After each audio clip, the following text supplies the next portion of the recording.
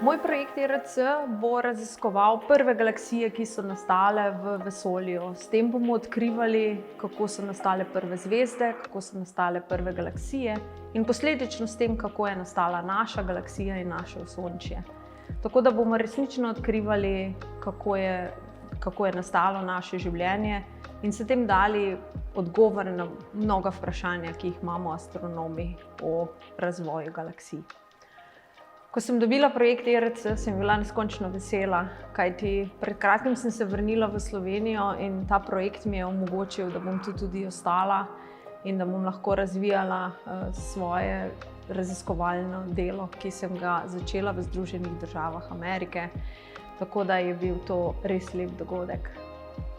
Projekt ERC je posebno priznanje tako za mene, kot tudi za fakulteto, tudi za Slovenijo, saj bomo pripeljali v Slovenijo projekt vesoljskega teleskopa, ki smo ga pred kratkim izstrelili, in to je velika čast mi je, da lahko tukaj opravljam to delo in da lahko pripeljemo res eno stvar, ki je pred tem še nismo imeli v Sloveniji. Za fakulteto v širšem pomenu ERC pomeni, da bomo pripeljali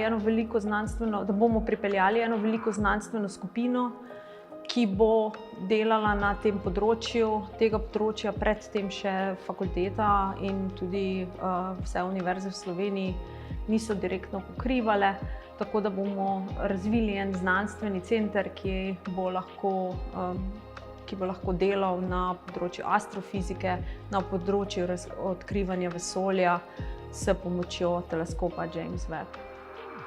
V ta ERC projekt bodo vključeni tako študenti kot mladi raziskovalci, tako da bomo res sodelovali na vseh nivojih in pripeljali ljudi tako iz tujine kot tudi slovenske znanstvenike in mlade raziskovalce, ki nam bodo pomagali pri tem projektu.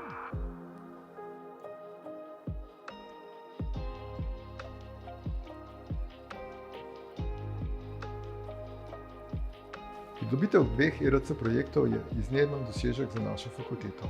Zelo smo ponosni na naša vrhunska znanstvenika in jima iskreno čestitamo. Maruša Bradač se je po zelo uspešni znanstveni karieri v ZDA odločila za vrnitev v Slovenijo. Ponosni smo, da si je izbrala našo fakulteto. Tu si močno prizadevamo za sožitje med pedagoškim delom in vrhunskim znanstvenim delovanjem. Rad bi se tudi zahvalil naši raziskovalni pisarni za izjemno pomoč pri pridobitvi obeh projektov.